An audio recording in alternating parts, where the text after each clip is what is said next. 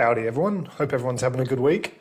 In this one we're going to cover some Teamless Tuesday news. There's a bit of interest there, only 5 games this week obviously, but yeah, it is a major bye round, so we do have a bit of news to cover. Then I'm going to go through a few names here. We'll cover the centre position in this one. It's a position that a lot of people need. I personally need one. Winger fullback, a lot of people need as well, but it's a lot more simple. Like if you don't have Drinkwater, you probably pick him up. Tedesco, again, if you don't have him, he's a good option.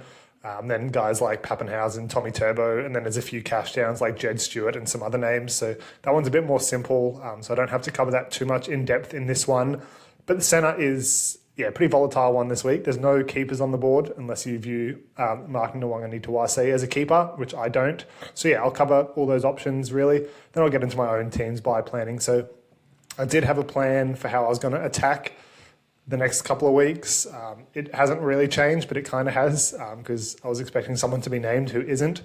But I did that after the round wrapped up. So I'll show you through that, how I plan on getting to my end of season team in the next couple of weeks, essentially, or at least how I plan to navigate my remaining 6 trades before round 20. But we'll get cracking on team lists firstly. So we'll get into Bulldogs Broncos first. Anari Tuala is centre, so that's his first game for the Doggies, I believe. We'll get into him soon anyway. He obviously played for the Knights. I think it's his first game for the Doggies, and that's an interesting one. Harry Hayes starts, probably only for this week with Max King out. He's been decent in fantasy. He's had a few pumper weeks and then had a bit of a down one last week, I believe, but that is something of interest. But again, it's probably only a 1-week rental in the starting squad. Galvin stays on the bench as the last thing, but that's pretty much the same formula as they have the last couple of weeks with him.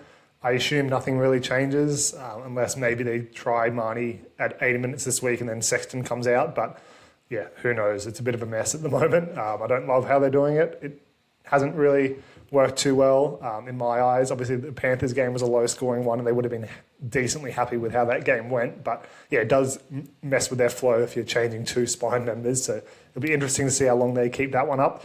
Burton obviously not 18th man this week, so they're probably happy about that. And then spewing that Kiraz is the one in his place. So super frustrating. And this game has both the 18th men, who are pretty fantasy relevant. Obviously, Kiraz was 65% picked up last week, and then Walshy was 9.5% and picked up a bit before that. So super tough.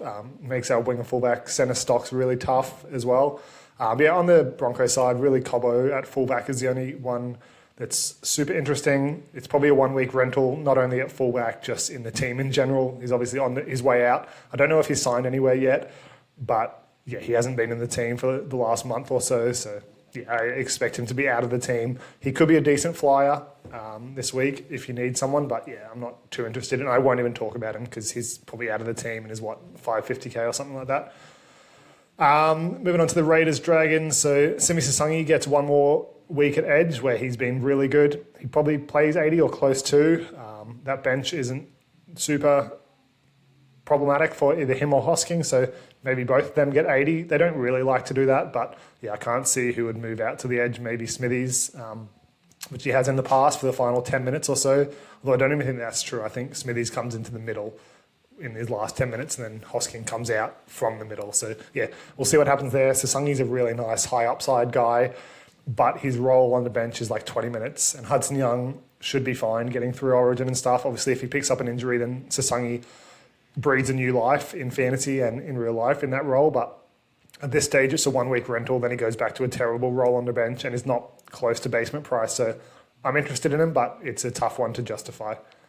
Over to the Dragon side, nothing too much, I don't think. No Sigranis. So that was the guy I wanted and had planned on bringing in. It was a pretty no-brainer. He was probably going to be at centre this week where he looks good. He's a bigger body, so that usually translates well for at least strong base stats. I thought it was a no-brainer with Lawson out. Sloan is clearly in the doghouse, but maybe not as much as we thought. Who else did they? They had someone else out, I think, as well. Obviously, Val Holmes is on Origin. So, I thought that centre spot was his guaranteed. There's a chance it happens. It's early enough that you can probably wait and see if that happens because most of the centre options are after that. But, I was excited for him. He was probably the closest to cash down or like basement price out there in that position. yeah, it's thrown a spanner in the works for me. Don't know why Corey Allen's in centre. Sorry, the former Queenslander, I guess. Hey, yeah, that's crazy to me. The rest of it looks good. Obviously, Couchman's out. Nathan Lawson's out for 5 weeks. Cook got through, same as Sewer. I think I don't know if they went for scans, but they just got cleared because they had injuries last week. But yeah, Pacifica Tonga is on the bench again, but that role is probably like 15, 20 minutes. Probably slightly more upside with him now because Couchman's out of the team. But yeah, I wouldn't be rushing to bring him in. If you got him, maybe you loop him. But yeah, most of us are pretty stacked in mid and edge, so there's probably no room to play him. He's not even an edge, sorry. But yeah, we have a lot of duels anyway. In like Koloamatangi, Talis Duncan and stuff like that. So yeah, I can't imagine there's a world where you play Tonga, but if you have him, you may as well try and loop him and hope for the best. Yeah, that's about it from that side of things. Cows, Storm, I think first cab off the rank was Duffy at halfback. So they lost by 50 or something in round 15 to the Dolphins, 54 I think it was, with Purdue in the halves. So he's back to centre like he was last week. And Tom Duffy in the team is probably not great for Drinky. I talked about Drinky losing those sideline conversions from the left, and it's actually translated to any conversion on the left-hand side of the field, no matter where it is, he'll lose them. With Duffy in the team, he's a stronger kicker than Clifford, so I'd assume he takes goal kicking. At the start of the season, I think Drinky did take them over Duffy, which was a little bit surprising. We all thought, or most of us thought it would be Duffy to start the season. So there's a chance Drinkwater still kicks him for the right, but I don't see why they'd continue like switching mid-game and stuff. It seems weird, but also Duffy's going to be out of the team after this week, so is it worthwhile giving him the kicking? Who knows? Maybe Clifford just takes them, but we'll see. Either way, it's not ideal for Drinky. He might still take the ones from the right, but it looks like the ones from the left are over, and yeah, there's a chance he doesn't kick at all. Also, Duffy is a way stronger in-play kicker, so he kicked for like 400 metres in his first 2 weeks, so much more dominant than Dearden. Clifford is also more than Dearden. He averages like 250, so yeah, I can't imagine Drinkwater kicks for like 200 plus metres. Maybe he should still get a couple. Like it seems like whenever they're on the halfway line, he'll take those ones if they decide to go left, and he'll pick up like 30, 40 metres from them. So he probably still kicked for like 2 or 3 times in the game, but it's probably not that 200 plus that we've come to expect, I guess. So yeah, it's all but downside for Drinky. Not too concerning. Like if he goes from 200 to 100 kick metres, you lose 3 points. Maybe he loses 4 points in conversions. So yeah, he's still one of the better options at winger fullback. I wouldn't advise you not to get him because he is underpriced anyway, and he averaged 50 last year or 49 without goal kicking and reduced kick metres. So yeah, it shouldn't scare you off, but I think it's worth noting for sure. What else did I have? That's all from that side. Joe Chan in centre. Unfortunately, he doesn't have dual position. He's obviously more edge, I believe it is. Middle or edge in real life. I can't remember. It's been a while between his innings, between his last game. But yeah, I think he would have been a decent option if he was a centre as a cash down, but not to be. And then Kane Bradley's on the wing. So he is a centre, but his data is pretty terrible. I have included him because he's the cheapest available centre, I believe, this week. But yeah, it's not great. On to the Roosters, Tigers. So what have I got here? Rodwell is a cash down option at winger fullback, so he's on the wing. I haven't actually looked in his under 20 stats or New South Wales Cup stats, but yeah, I can do that before the trade target video. I'm not talking about winger fullbacks in this one, but yeah, if you need a cash down and you don't like Jed Stewart, maybe he's a little bit too expensive, even though like he's like 30k or something more than a cash down. If you just want a pure cash down who's never going to play again and you can use as a loop, yeah, maybe he's an option for you, but that's just all to do with what you need at winger fullback this week. I'm assuming like 99% of us do need a winger fullback. It's just which direction you want to go. There's some great pod options in the forwards. So yeah, I alluded to and included Steep in my video last week because his data is so strong when he plays 50 plus minutes. This year, he's only played 3 games, so the sample size isn't great, but yeah, his PPM is awesome and he starts. And I can't imagine he doesn't start from now on. Actually, maybe that's not true. Yeah, that's not true, actually, sorry. Collins probably comes back in and maybe, that's for McIntyre. Then Watson. Yeah, maybe he does start, but either way, I wasn't concerned if he started. I didn't actually expect him to start anyway. He'll still have a massive role off the bench. But yeah, now that he starts, we saw Terrell May last year play close to 80, I think, maybe even 80 in a couple of games, and then went back to like a 40-minute role. So I think the upside in this round is incredible. I would have got him more than likely if I needed one, like if Koloamatangi or Tarpanay were out this week, which they both weren't. I don't need one anymore, but yeah, I was very tantalised by him. He's a nice price.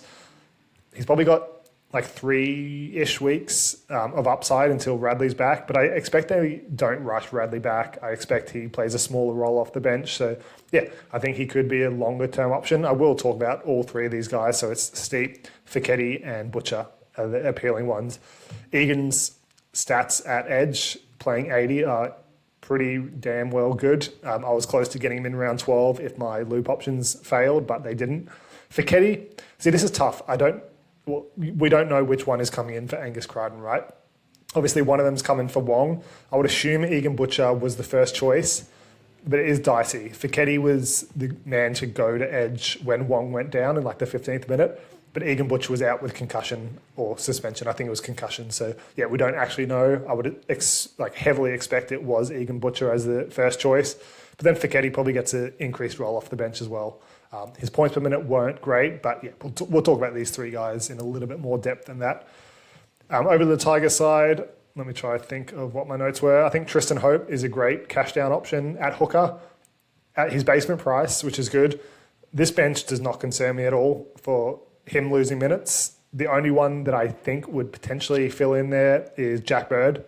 So I think Hope should play 60 plus minutes. He plays before Jazz Tavanga. So if you are not in love with Jazz Tavanga's role, or you just want to get off him, but you don't really have an option, like you were just holding out to around 18 and you need a cash down anyway, I think Tristan Hope is actually a decent option.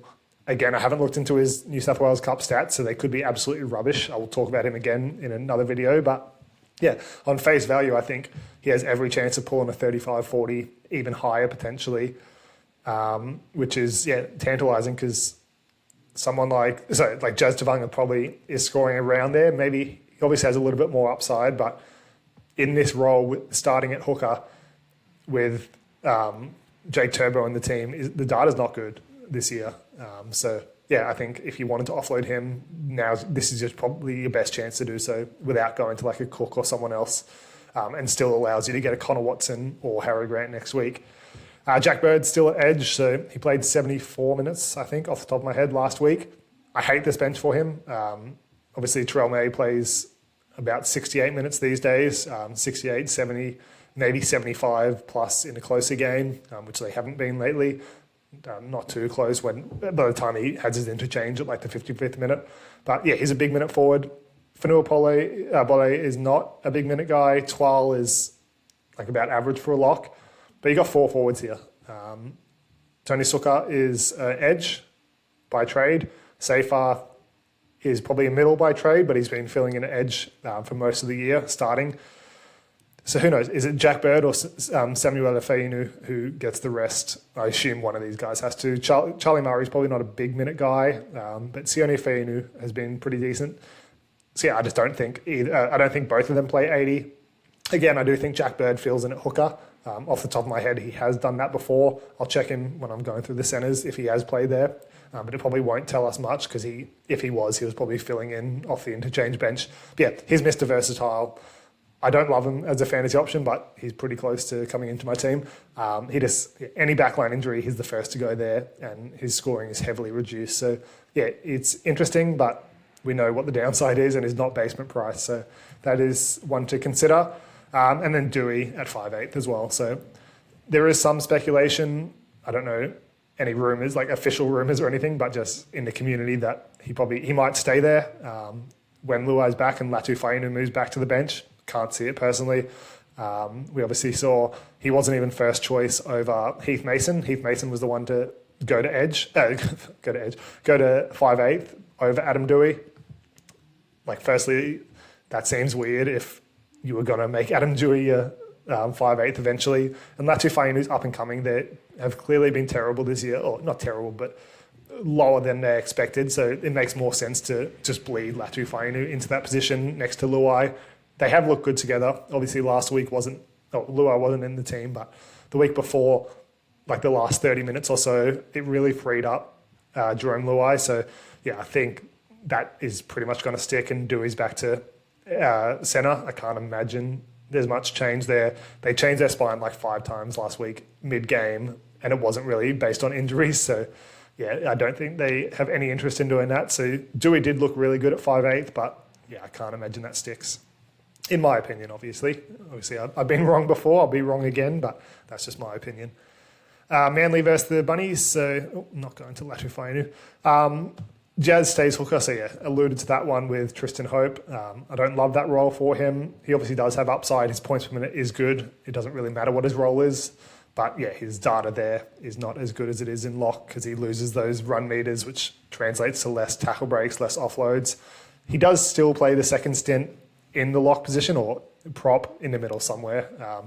Depends on how you want to define it. So yeah, there is still that upside. So his second stint's probably likely to be a little bit better, but it wasn't last week. He racked up a few missed tackles. It's back-to-back 35s or something. Don't know what his break-even is yet, but yeah, if you want to get off him, they do play in the last game, so you do have options. That's all for that side. And then, yeah, on this side of things, Aiken is centre, so I'm glad he's on my bench at the moment. He'll become a loop option, but yeah, his data at centre is about 40 compared to 55 at edge. So if this sticks, even if it's not every week, but every couple of weeks, he might become a centre dual in fantasy, but his data is so much worse, so I don't think he can be a keeper, considering how often he is moving this year. I do have him as a keeper at this stage, but with the way Tallis Duncan's going, I think Tallis Duncan is potentially more of a keeper than Aiken, which is crazy to say. And I don't know, like I never trust guys who I paid like 400k for to become a keeper, but I guess that's just my psychological battle. But yeah, at this stage, Tallis Duncan's performing way better, and yeah. AJ is fullback. That will just be for 1 week till Latrell's back, and then they have the bye next week, obviously. And then Jack Wyden at centre. So, yeah, that might stick, but Cody Walker's 21st man. So I kind of expect Cody Walker to play in some degree. Usually when they're named on the extended bench, it's because they're coming in, like when it's stars, is what I've seen. Don't have any data to support that, but you always see it. Like if they're named, they generally play, and if they don't, you find out pretty early. But yeah, he did seem like he was more injured than being on the reserves this early, but yeah, who knows. And then Brandon Smith is also on the reserves, which is cool. Hopefully he's recovering well. And then, yeah, talked about that. So that's all from Teamless Tuesday, and then we'll get into a few of the names I just talked about. So yeah, Duffy, he's not one we're interested in, but just with those kick meters, his 2 games, he was kicking huge. He got 1 goal there, so I don't know what that was about. My brain is not going to let me remember round 1, but yeah, those kick meters are dominant, so that doesn't bode well for Drinky. Then Egan Butcher, so second row, yeah, it's really good. This year he's only played the 2 games. The 46 was in 59 minutes when he went down with the concussion. And yeah, it was concussion, not suspension, because I remember the game now. Last year, nope, he hasn't played for a while. Let's just go over 50 minutes. Yeah, averages 47 there, and is priced at 30. And I do think his first choice over Feketi until Wong's back. And I don't know off the top of my head. I think it's 4 to 6 weeks for Wong, which is about 3 to 5 now, I'd say. But yeah, if he plays well, there's probably no need to rush back Wong. But yeah, like there's not a ton of data there, but it's good data, like averaging 47, and then in games like playing 80, it's 51. So yeah, standout option if you do want to take a flyer for the next couple of weeks. Obviously, a lot of us don't need edges, so that makes it tricky. But yeah, I think he's definitely worth talking about. Feketi, so yeah, people seem to like him over Steep and Egan Butcher from what I've seen over the last couple of weeks when they've had injuries. And yeah, but he is cheaper, so that may be why. He's got a low break even this week, which is good. He played 80, right, because Wong went down and he moved across. Like, that's good. That's really good in base, and you'll probably get a similar score this week. Maybe not 58, but you should get around a 45, 50, which is awesome. But then he goes back to the middle where he probably plays about 40, like 40 or so minutes. And he's averaging like 0.8, so that's probably good for like a 32. So he'll be pretty much priced there after this week anyway. So yeah, I don't love it. There's probably there is a path to making 150k, but at this stage, if you're bringing in cash cows, you probably want to make a bit more than 150k because you're using 2 trades on them. So I do like it. If you're desperate for a mid or edge this week and like that price point suits you, I think he is a good option. I do prefer Egan Butcher over him, and I think I prefer Steep if you can get up to that price. He's just been really good in any minutes he gets. So over 40 minutes, he averages 56 in 53 minutes, which is crazy. That's without a try. It's 43 in base, but he doesn't have many negatives in his game. So yeah, it's like low 40s in base, which is super strong. He's got an offload. Tackle breaks are decent. He does have a try save, a try assist, and 2 turnover tackles in that. But I mean, it's only 1, 1, and 2. So nothing too concerning. What's his data like playing under 40 minutes? Like, what's his PPM? Yeah, like over a point a minute, which is awesome. So he's got 2 tries in there. So that maybe you take 1 point off or so, but that's a point a minute. So yeah, obviously when they play bigger minutes, their points per minute usually do decrease, but the data's there. Like, I think he'll be awesome. I think he plays 60 minutes this week, or at least close to. So yeah, he could easily score a 60 this week, even more if he has any sort of attacking stats. So yeah, I really like him. I wish I could fit him in. I was kind of hoping Kalamatangi would make Origin. Obviously, I've got Aitken there as a reserve. So yeah, I will have some fun stuff to loop, but most of them are keepers, so I don't really need Aitken. I did rush to get in Katoa because I didn't want to take Couchman's score, as you guys probably saw. But yeah, like I would have loved to get Steep. I do not have many trades left, so it is a bit of a high risk one because we don't know what his role is going to be long term. It's low, like the God, I can't think of the word. Sample size is low, but yeah, I think even in low minutes, he has a good points per minute, which is a good base for him. And it's usually a good justification for it. Usually translates well. I don't know what I'm talking about here. Tristan Hope, so yeah, he's only played the 1 game. I will look into his New South Wales Cup data before my next video. But yeah, like it's not super strong. It's 21 in base in 34 minutes, which isn't great. But I think his minutes are there. I think he plays around 60 to 65. I do think Jack Bird fills in there, but that's good enough from a 230k hooker. You just won't be playing him again, but most of us need a cash down either this week or the next couple of weeks as a cheap enabler to get to 13 players this week and just to get to our final team. So yeah, if you want to offload Jazz, I think there's potentially some merit to doing it with Hope. Yeah, that's about it until we get into our centres. My team plans, I need a centre. That's all. I've got 12. I've got 6 trades left, so obviously coming off a huge week last week, which is good.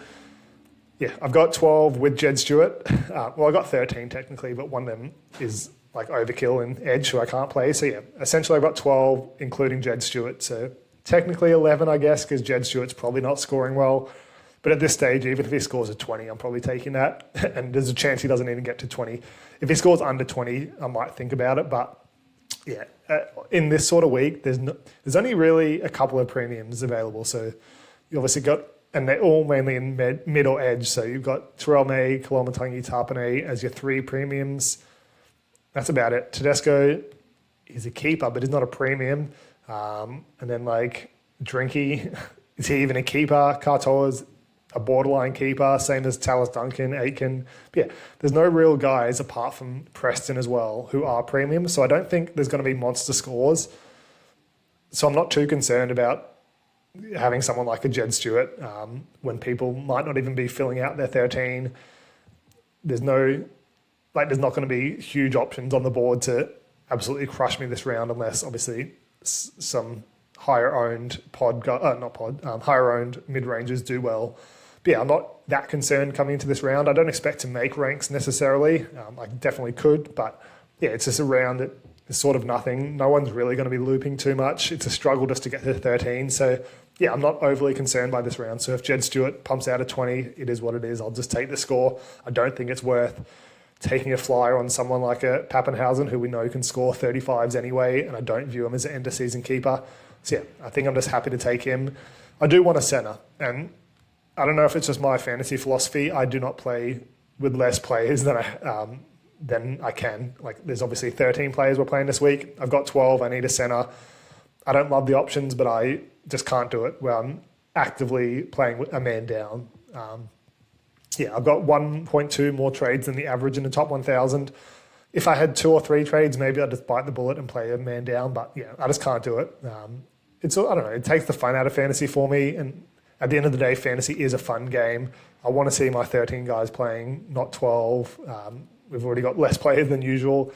And yeah, if I know I can get someone, even if it's only 20 points, which isn't worth a trade at all, by the way. But yeah, even if I can get some points on the board, I don't want to just throw them away willy-nilly when there is the upside that someone does score a 50, even like by exceeding their price point. So yeah, it's just not how I play. A lot of you guys will be playing with 11 or 12 this week, and it's totally fine. Like, don't stress, especially if you are lower on trades. It's just not what I like to do. But yeah, so I need a centre, and there's no one available. The closest to a keeper is Mark Nwanga-Nituwase, and I do not view him as a keeper. He's been electric this year, averaging 48, which is great. I assume that exceeds his price point. I think that's about, 45-ish. But yeah, I can't do it. I don't view him as an end-of-season keeper. I wouldn't rely on playing him every week. I have someone like a Garrick who I'll be trading next week who is about the same as him. So yeah, I just don't want to commit to someone like that. The next best is Tony Staggs. Again, he's not a keeper. He's been playing great, but I don't want to commit to him. Same as Stafford Toa and Ben Travojevic. And yeah, so there's no one really in that upper echelon of prices or points potential. So yeah, we've got to look a bit lower on the list. I did have Sagranis locked in. He was 268k, but yeah, he's not available this week at this stage, so going to have to look elsewhere. I'm going to go down the list in terms of highest price to lowest price that I am viewing as a potential option this week. I do have my mind essentially made up, but yeah, it will change, I'm sure. Yeah, Adam Dewey. At 5'8", his data is really strong. 60, holy shit. What? I did not know that. I didn't actually check that before. Holy shit, I did not realize he averaged 60 at 5'8". Yeah, like I said, my mind is essentially made up, but again, it's definitely not made up because this is interesting. I did not expect to see this. He's obviously not the same player. Like, he's had a few injuries. I would not expect him to average 60, and I do expect it to be a 1-week rental at 5'8", like I said. And if you get Adam Dewey, you probably have Latu Fainu, and then you're rooting for either option. You are negatively affected in one way. If Dewey stays at 5'8", then Latu Fainu moves to the bench, so that hurts your stock there. If Latu Fainu starts at 5'8" and Dewey's back at centre, that hurts your stock. So yeah, you're committing to a lose-lose, whereas if you're just banking on Latu Fainu keeping a spot, it's a win-lose, but yeah, you're not definitely going to be hurt by it. But yeah, this data is crazy. So if he was to stay there, if you do think he will stay there, then absolutely he's probably the one to get because that is crazy. But I don't. So his data at centre is not the same. I don't think. 36, yeah. That would have been crazy. He's decent this year. But before then, he's a mid-30s guy, which is where he's priced at. So, yeah, if you think he's going to be the 5'8", or if we get word that that is what Benji's looking to do, then absolutely he's probably the best play. But at this stage, it's a no from me. Jackson Purdue, not really considering him, but, we know he got to 100k more expensive than this at centre. So there's every chance he is underpriced. He's priced 5 points lower than where he is scoring for the year, which is great. At centre, his data is actually stronger as well, I would imagine. Yeah, 39.2. So, yeah, he is underpriced. He was on a bit of a sun run here, though. The Cowboys were better at the start of the year, and he was scoring tries like crazy for that team. He was, scoring a lot of their tries. So, the Cowboys aren't as good at the moment. Maybe their form does pick up. I've seen people put him as, a flyer for the top 8, but that's more betting related and stuff. But yeah, I don't think they'll be great. I don't think Purdue gets back to this sort of try-scoring form, so I don't love it. He's awkwardly priced at 448k. If you are doing that, you want someone with a massive upside and a semi-decent floor. And yeah, he has the upside, but his floor is clearly low. So yeah, I'm not in love with that one, but he is underpriced, and he's probably got one of the most likely potentials to make 150k, or at least close to. but I don't imagine he gets there. He's just the most likely of a bad bunch, really. Jack Wyden, so yeah, if he was 5'8", a bit more enticing. Obviously, he's only had the one game there for a 33, but yeah, historically, his 5'8" data is better.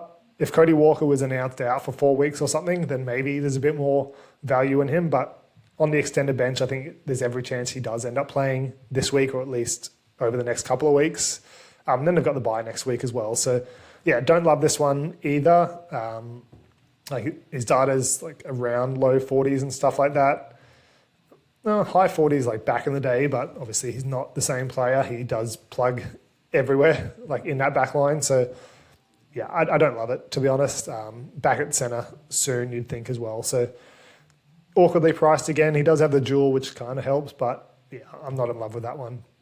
Karapani, I did advise people to not get him last week, and he obviously scored really well, but my opinion hasn't really changed. Obviously, he's 52k more expensive. He does have another week of data, which is good.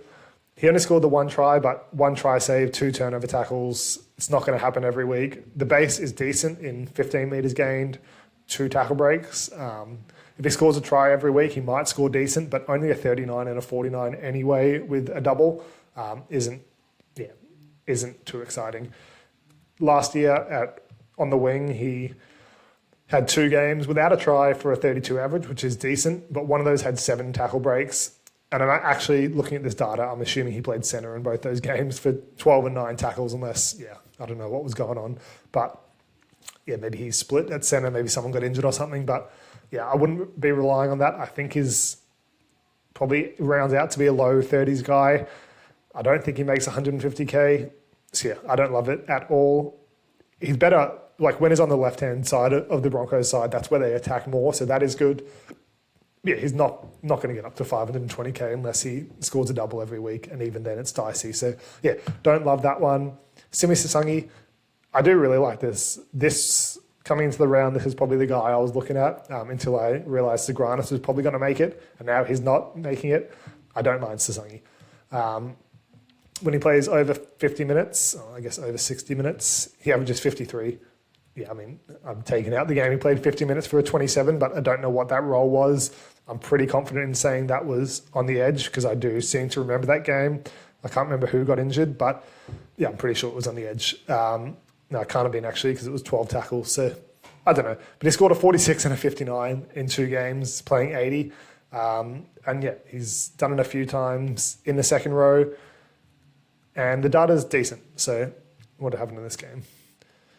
Fogarty's at Simi Sasangi at halfback. What the fuck? Oh, I'd love to see that game again. I do not remember that at all, but that's hilarious if that's true. But yeah, like his data's decent. I think he's probably one of the higher upside guys at his price point, as in like most likely to exceed their price by a considerable margin. But it's a 1-week rental, and like his break-even's not super low. I don't know if this is adjusted. I'm assuming not actually. Yeah, it hasn't adjusted yet. I don't think so. Yeah, like it's decent. Like he should be good this week. He probably scores a 45-50, but then he moves back to a terrible role where it's like 15, 20, 30 minutes. So he's not going to make money. Even he probably has a low break-even, probably around 5 this week. So he will probably make 45, 50k, but then it will come straight back down. So yeah, you're really relying, it's like just a points grab this week, and the points aren't guaranteed. So yeah, if you're looking for high upside, potentially him, but you're essentially banking on a Hudson Young or Hosking injury for him to provide any other value for your team. So you probably have to offload him again. Doesn't play next round either, which isn't a massive concern, but yeah, it's not great looking at it deeper. I'll skip Jack Bird for a second because he's the one I'm looking at. Tuala at centre, like it's a lot of data for a 30 average. Yeah, it's not an exciting one. He averaged, 1 game for 36, and that was for the Doggies. No, he versed the Doggies, actually. So yeah, 36, 31. Yeah, it's nothing crazy. You're obviously seeing a lot of bad scores in there, like a lot of mid-20s. So yeah, there's every chance he just pumps out a 20 and something, and that's a bit of a waste. He's close to cash down, but you're pretty much throwing 70k on fire there because you're not going to trade him out. He's not going to make any money because he's in there for 1 week. So you're essentially committing to a 300k cash down over a 230k cash down. So you're never going to see that 70k again unless you use another trade to get him out, which is just a waste entirely. So you've essentially used 2 trades just to get his maybe 30 points this week. So yeah, hate that. Definitely hate that. And same as Kane Bradley. So you're wasting 33k as opposed to 70. So that's better. He's on the wing, isn't he? I believe. And yeah, the data's not great. A double for 31 is shocking. The 1 try for 43 is good, but like look at that data, like 3 tackle breaks, 86 meters. That's not exciting at all. And that was also 2021. So a 22 and 80 minutes last year, no tackle breaks, 55 meters gained. Yeah, I would be avoiding unless it's a cash down and you're just lighting 33k on fire. But Jackie Bird, let's see quickly if he's ever played hooker. So no, he hasn't played hooker, so maybe he doesn't fill in at hooker. I don't know what happens there, but I can't imagine Tristan Hope plays 80. I don't know who else is going to help out there. But yeah, he was good last week. He's decent at second row. He averages 44 in close to 80 minutes. And it's good that he probably got injured in this game. Yeah, he got injured. But the rest of the games are playing 80 plus minutes. Oh, sorry, 80 plus. 70 plus minutes. So nearly 80 in every game. It doesn't mean he's going to play 80, but it's a decent sign that maybe he does get really good minutes. Yeah, we know what Jack Bird can be. He'll move anywhere in the back line, but he does have high upside when he sticks in a role. So if he can pump 2-3 games back to back, he'll have a low break even. It should be about 5-ish, I'm imagining as well. He's 337k, like it's 100k more expensive than a cash down, but he does have that high potential. He scored a 45 last week with 41 tackles, which isn't out of the question. He does have a lot of negatives in his game, like negative stats. So yeah, if he gets 41 tackles, it's probably going to be with 4 missed tackles. But yeah, you take the good and the bad. I think there's every chance he pumps out a 40, 50 score. It's probably the second highest potential behind Simi Sasangi, and he's a little bit cheaper. And there is a chance he actually makes some money. Even if it's only 100k, it's not 150k, but it's close enough given you're gaining whatever points he scores this week over not having anyone. So you're gaining 100k. That's probably best case scenario, by the way. But let's say you gain 100k and a 40 this week. So it's 40 points and 100k. So you can justify it. Whereas most cash cows, you're not playing them every week. So you're not actually getting that points boost as well. So yeah, for me, it's mainly just a points play, but I do actually quite like it. And it is fun. Like I'm playing with 12 or someone like a Jack Bird as my 13th. So it is a fun one to own. Like, he has that high potential. So yeah, I think I might just do that. He does cover edge as well. So worst case, if we get a few injuries, maybe he covers there in some capacity, but he's one that I'm only playing this week. And then he's a decent 18th, 19th man in other weeks, maybe as a loop option when the Tigers play in the early games. But yeah, it's mainly just because he has a high upside in points this week. So he's probably where I'm leaning this week, which is gross as fuck. But yeah, I do kind of like it. Yeah, that's all for my team, really. I can't believe this is already a 40-minute video. That's crazy. But yeah, I have 340k in the bank, 6 trades.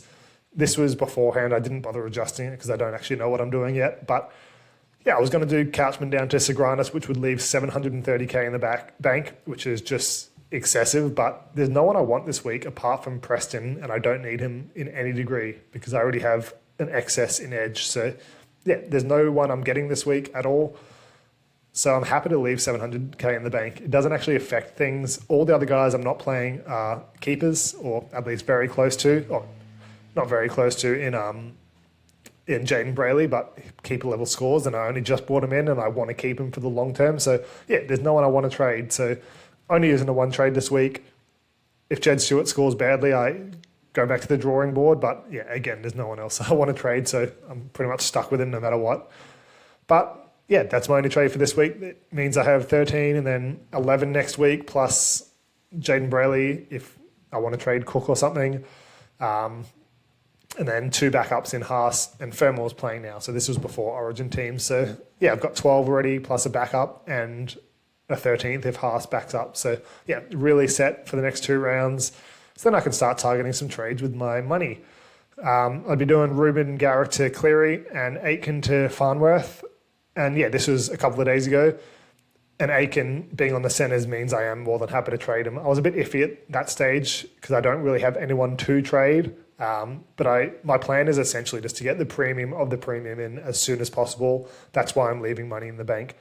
I'm overpaying for Herbie almost certainly. I'm sure he scores a 30 the week I bring him in, but I'm sick of not owning him. He's crushing it every week, no matter what he does. Like if he scores a double, he crushes it. If he doesn't get a try, he crushes it. So just watching him get tackle breaks, offloads every play is killing me. And I think this is what's going to set my team apart from most. Like I have a decent team in round 18 and 19 already, and then I have so much cash in the bank. I have a few, like one more trade than everyone, but I think most people would use 2 to 3 this week, and I'm only using 1. So I'm actually able to target my premiums earlier than most and can get the best of the best. So I think I'm just going to do that regardless of the price. Cleary's 900k as well, so he's expensive, but yeah, I have 700k there, so I may as well. Like I said, I don't have any guys I don't want to trade this week. I don't really have too many that are just there for Origin, like for buy round cover as well. Like I was pretty disciplined of who I got in. Cook was really the main guy who I knew wasn't an end of season guy, but I just needed a hooker, so I had to do that. Eli Katoa I didn't want, but he's a keeper anyway. Like it's not like he's a mid-ranger. Ruben Garrick I've had since the start. Jed Stewart was a bit rushed, but he's a cash down, so that provides value. And then Tallis Duncan's worked fantastically. So yeah, I don't have anyone in my team who I'm uncomfortable owning at the moment. So yeah, Ruben Garrick and Aitken. Garrick was always the plan in round 19 to get rid of him. He's not a keeper by any means in my team, and especially not on the wing. And if I can just go straight to a Cleary, that's totally fine. If he makes it through Origin, fine. Then he's coming in my team. I don't care if he's goal kicking. He just scored a 79 without it. So as long as he looks okay and he's backing up, then he's coming into my team. And I'd probably get him a lot earlier. Not a lot, maybe a week earlier than most people. So I'm banking on him to score well in that game. Obviously, he's like 70% owned or something already, but like most people won't have him and Haas. So yeah, I think that will set me apart. And then everyone has Herbie, but like the rest of my team is probably stronger since I don't have him. Like, I don't know, whatever, but he's coming into my team. And that leaves me with 188k. So already like by round 19, I've used most of my money. And since I'm getting Bird over Segranus, more than likely that's about 110k. So I probably won't be able to make these 2 trades, which might mean I get Herbie later. But Latrell is the guy I want in round 20. Obviously, he has a bye in round 19, and I think that's good for him. Coming off Origin, he gets another week rest. And yeah, at this stage, it's Tallis Duncan. Probably not anymore, but I don't really have anyone else to trade, and especially not that's going to be his price point. So yeah, I don't know, like Jaden Brayley, I want to keep for a while longer. And if it turns out his role does change and is back to the bench, then maybe I'll look to that. But I'd have to do a cash down that week to afford it because, yeah, Tallis Duncan's going to be about 600k or something. So, yeah, I'll reassess these, obviously. Like, I can get guys who are underpriced, like Tino, Carrigan, I don't know, other guys. But, yeah, my plan is to target the best of the best at the moment. And then Connor Watson for Cook. We'll see what Cook's role is. If he goes back to that 70-plus minute role, then, yeah, he'll stay in my team and I'll reassess and get a different keeper. But, yeah, I can pretty comfortably get to 17 keep. Total keepers 9.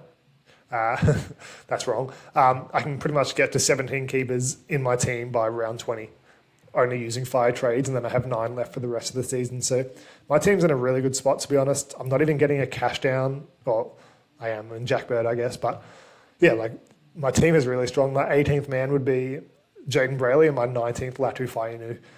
That's a pretty strong squad, and the rest is keepers. So, yeah, I'm pretty comfortable with where I'm at, and I should start to creep up the ranks. I think this week, I'll either hold or maybe slightly gain, depending on how many. And if I lose ranks, I think it will be because people are using more trades than I expect. Like most people using 2 to 3 to even field a team. So really comfortable this week. Round 19, I should be comfortable because I'm getting premium guys in. And also, I forgot to mention, this will depend on loop options as well. So I'll just play I have a lot of keepers. I have 9 keepers at this stage in round 19, plus Haas, which is 10. plus Vermel, which is 11 actually. So I have 11 keepers, and then Cook and Brayley. Not Brayley, I can't play him. Yeah, heaps of keepers. So I'll safety loop them early, and whoever scores worse is the guys I'll bring in as the premiums. So if I don't know what the games are looking like, the early games, but if Hugh scores well, then maybe I don't get Cleary, but if he scores poorly, then I probably will. So that will just be mid-round trade dependent as well. But yeah, really comfortable in round 19. I should be getting a stronger team than most, so could even make ranks there. So that's back-to-back weeks where I might make ranks. And then round 20, I think my team is in a pretty strong spot as well. So yeah, I'm actually really excited by the next couple of weeks, and then I pretty much have my team with 9 trades left. So actually really excited for the end of the season. I'm hoping to push into the top 500 soon. It's been like a massive climb, like just the last couple of weeks. It was like 2,500. I guess I've like hovered the last couple of weeks, but yeah, like round 10, I was 5,000th. I was 8,000th in round 7, sorry. So yeah, like I'm excited for the jump I've made, almost in the top 1,000 now. Sorry, no idea what just happened to my camera. Yeah, really excited by the jump I made, almost in the top 1,000, just on the brink. I think I'm like 2 points out because I had a few down dates on the final day. But yeah, awesome round and super excited. Good luck this round, everyone. Let us know if you're jumping to 13 players or you're just going to sit pretty on 12 or 11, I guess. But yeah, I appreciate it. This is a longer video, so if you stayed around to the end, just let us know. And yeah, I appreciate you guys, and we'll see you next time. Bye.